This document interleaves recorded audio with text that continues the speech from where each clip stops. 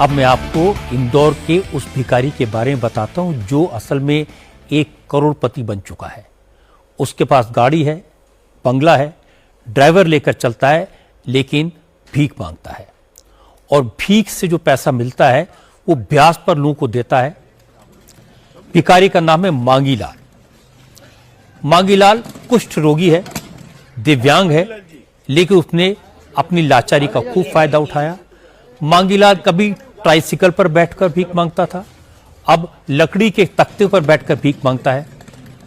भीख मांग मांगकर मांगीलाल ने करोड़ों की प्रॉपर्टी बनाई, फिर उसका धंधा बंद हो गया। असल में इंदौर में भिखारियों की संख्या बहुत ज्यादा बढ़ गई थी, तो प्रशासन ने भिखारियों को रिहेबिलिटेट करने के लिए अभियान चलाया। भिखारियों को पकड़ पकड़ कर रिहेब सेंटर्स में भेजा। इसी अभियान में मांगीलाल भी पकड़ा गया। जब प्रशासन को मांगीलाल की प्रॉपर्टी के बारे में पता चला तो अफसर हैरान रह गए। भिखारी मांगीलाल के पास 2 बड़े बड़े मकान हैं, सरकारी स्कीम में मिला एक घर अलग से है।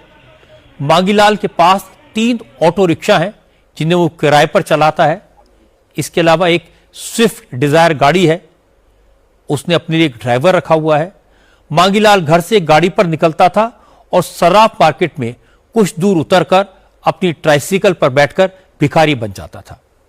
लोगों ने बताया जिस सराफा बाजार में मांगीलाल भीख मांगा करता है, उसी बाजार में लोगों को उसने ब्याज पर मोटी रकम दी हुई है। ब्याज की वसूली के लिए मांगीलाल आया था और उसे प्रशासन की टीम ने पकड़ लिया। रात में 9:30 से 11 बजे तक लगभग ये सराफा में प्रतिदिन जाता था और मुख्य रूप से शनिवार, शुक्रवार, मंगलवार ये डे उसके फिक्स थे। और ये साइकिल में जो घिसटने वाली साइकिल होती है उसमें जाता था और भिक्षावृत्ति करता था। जो इसने जानकारी दी उसके हिसाब से एक 3 मंजिला पक्का मकान है, एक सिंगल मकान है और एक और है जो इसको सरकार की तरफ से भी मिला हुआ है। तो इस तरह से 3 पक्के मकान है इसके पास और 3 ऑटो रिक्शा हैं जो ये किराए पे चलवाता है और स्वयं डिजायर पे आता जाता है। लेकिन जैसे ये क्राउड एरिया में भिक्षावृत्ति करने जाता है तो डिजायर से उतर के फिर ये साइकिल में आ जाता है। हैरानी की बात है, एक भिखारी के पास इतनी प्रॉपर्टी, इतना पैसा मिला कि वो लोगों को ब्याज पर उधार देता है, पर उसने भीख मांगना नहीं छोड़ा।